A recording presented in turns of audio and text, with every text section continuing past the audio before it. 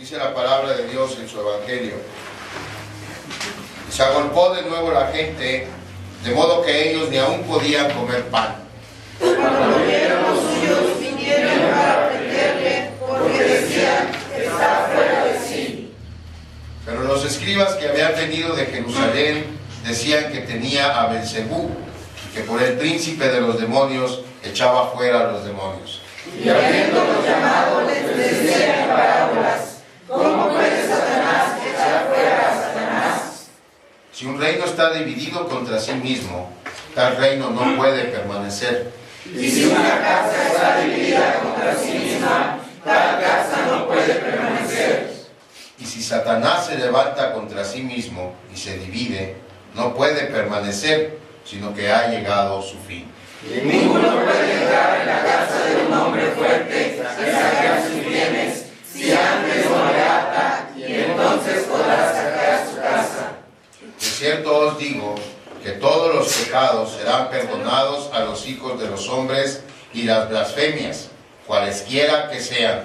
Pero cualquiera que blasfeme contra el Espíritu Santo no tiene jamás perdón, sino que es reo de juicio eterno, porque ellos habían dicho, tiene espíritu inmundo. Amén. La palabra de Dios para el pueblo de Dios.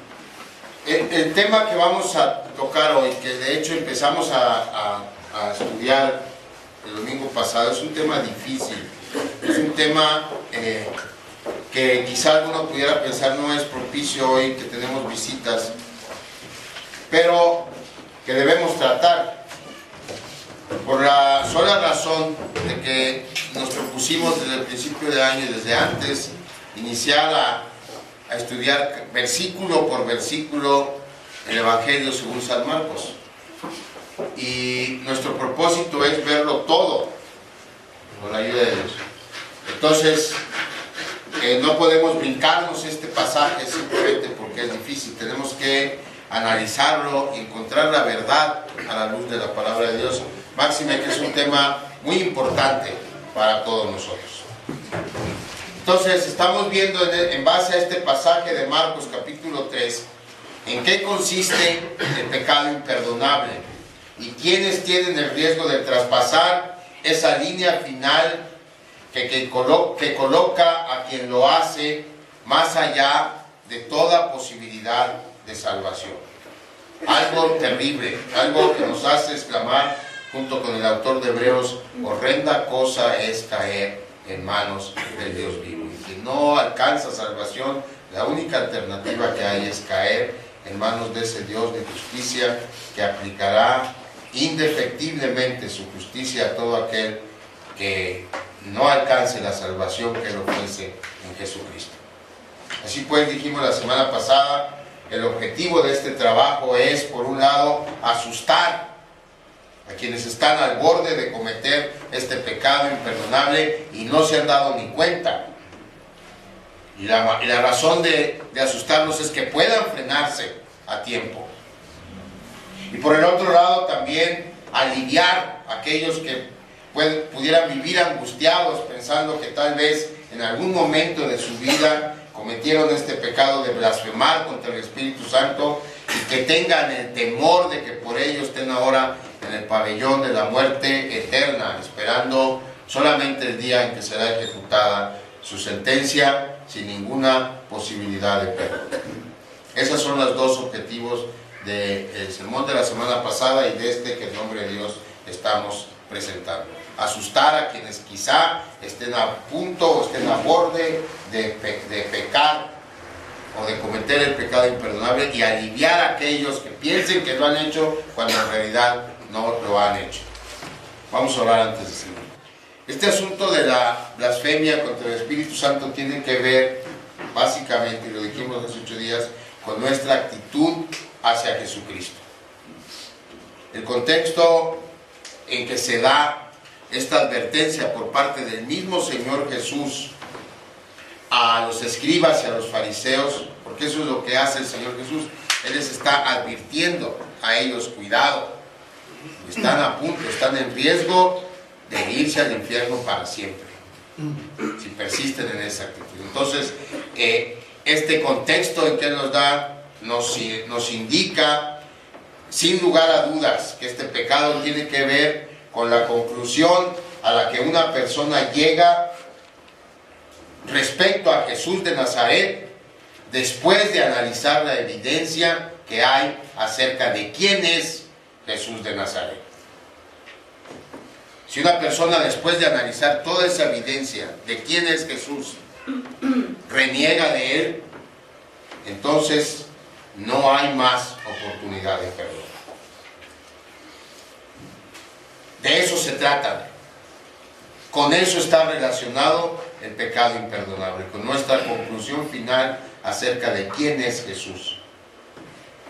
Hoy tenemos evidencia acumulada en los 4 evangelios acerca de la personalidad de Jesús, porque en los 4 evangelios se registran parte de los milagros que él hizo. Y recuerden que dijimos, son solo parte de los milagros. Los evangelios solo registran 35 de todos los milagros que el Señor Jesucristo realizó. Solamente 35. Bueno, esos 35 milagros de sanidad de enfermos, de resucitar muertos, de liberar gente posesionada por demonios, son una evidencia contundente respecto al poder que tiene Jesús sobre la enfermedad, sobre el mundo espiritual y sobre la muerte misma. Y esa evidencia nos habla de que Jesús de Nazaret es Dios, porque solamente Dios tiene el poder sobre la enfermedad, sobre el mundo espiritual y sobre la muerte misma. Y la evidencia está puesta en los evangelios con un propósito: que nosotros sepamos que Jesús de Nazaret es Dios. ¿Y para qué necesitamos saber que Jesús de Nazaret es Dios? El mismo evangelio lo dice. Juan, cuando dice Jesús hizo muchas otras cosas, allá en el capítulo final de su evangelio, Juan dice, hay otras cosas, muchas, que Jesús hizo. Tantas que si se tuvieran que escribir en un libro, los libros no habría biblioteca en el mundo que los pudiera contener. Pero las cosas que se han escrito con un propósito. El propósito es que creáis que Jesús es el Cristo, el Hijo de Dios. Y en griego, hermanos, la expresión hijo de no denota descendencia, denota igualdad. Por ejemplo, cuando el Señor dice y se llama a sí mismo Hijo del Hombre, la expresión Hijo del Hombre significa solamente que el Señor Jesús está refiriendo a su naturaleza humana, que Jesús es hombre. Cuando la Biblia dice que Jesús es el Hijo de Dios, hagan de cuenta que está poniendo un signo de igualdad. Jesús es igual a Dios. ¿Y por qué necesitamos saber que Jesús es Dios? Juan dice, para que creyendo, ¿qué? Tengáis vida en su nombre. Ese es el propósito por el cual se escribieron los evangelios. Para que creamos que Jesús es el Cristo, el Hijo de Dios, y para que creyendo tengáis vida en su nombre. La única manera entonces de obtener salvación y vida eterna es creyendo que Jesús es Dios, la segunda persona de la Trinidad, y creyendo que Él vino a este mundo a buscar y a salvar lo que se había perdido. O sea, ustedes y yo. Y todos los demás que por gracia hemos creído a la evidencia bíblica, la hemos abrazado como verdad y nos hemos rendido a ella. Y al rendirnos a esa evidencia hemos entregado nuestras vidas a Jesús que nos salvó. Ahora, si la evidencia que tenemos hoy en día acerca de Jesús es amplia, cumplida y bastante para concluir que Jesús es Dios, hermanos, la evidencia a la que fueron expuestos quienes fueron contemporáneos del Señor es muchísimo más clara, muchísimo más contundente y muchísimo más irrefutable. ¿Se acuerdan que hicimos un cálculo la semana pasada? Y dijimos, bueno, La Biblia solo registra 35 de los milagros, pero ¿cuántos milagros hizo en realidad el Señor Jesús? No lo sabemos. Pero sabemos que su ministerio duró 3 años. 3 años son iguales a 1091 días. Y dijimos, si solamente el Señor Jesucristo hubiera realizado 10 milagros por día, solamente 10 milagros por día, estaríamos hablando de ¿cuántos? De 10.191 milagros que hizo el Señor. 10.910, sí. 10.910 milagros. Eso si él hubiera hecho solo 10 milagros, pero hizo muchos más. Él estaba siempre rodeado de multitudes que iban buscando un milagro de parte de él. Y la Escritura dice, él sanó a cada uno de ellos. De manera que él demostró por decenas de miles de veces el poder que solamente Dios tiene.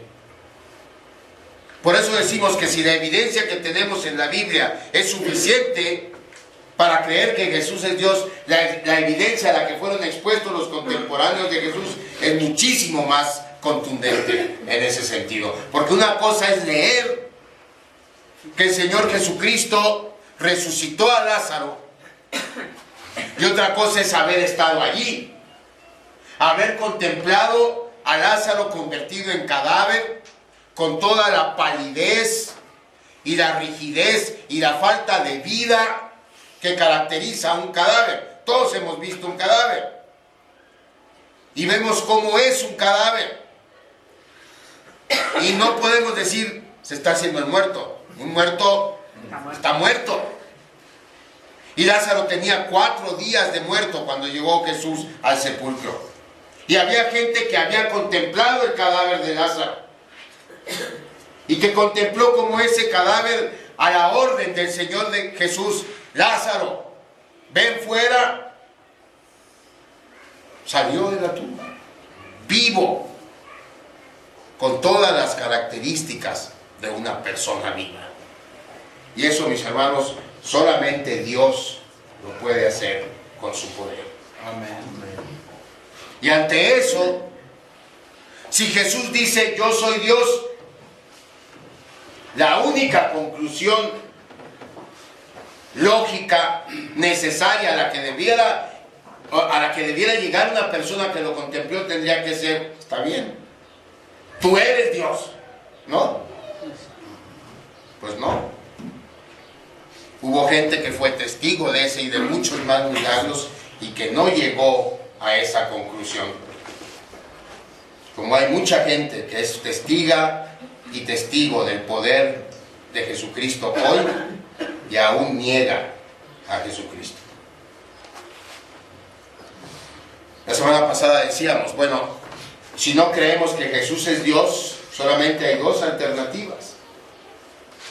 O bien Jesús está enfermo de sus facultades mentales, porque se cree Dios no siendo Dios, o bien Jesús es un mentiroso, formando la mayor estafa de todos los tiempos. Nada más hay esas 2 alternativas. Si Jesús no es Dios, o está mal de su mente, o es un mentiroso. Sus hermanos y sus hermanas carnales llegaron a la primera conclusión.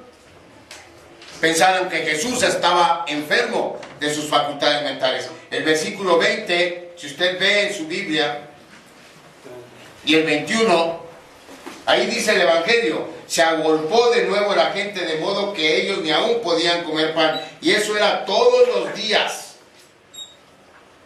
El Señor Jesús estaba siempre a punto de ser aplastado por la multitud que le seguía. Por eso vimos cuando empezamos a ver el capítulo 3 que la solución que él vio, consíganme un bote y vamos a la orilla del mar, para que haya distancia entre mí y la gente. El versículo 21 dice, cuando lo oyeron los suyos son sus hermanos y sus hermanas. Si va usted al versículo 31,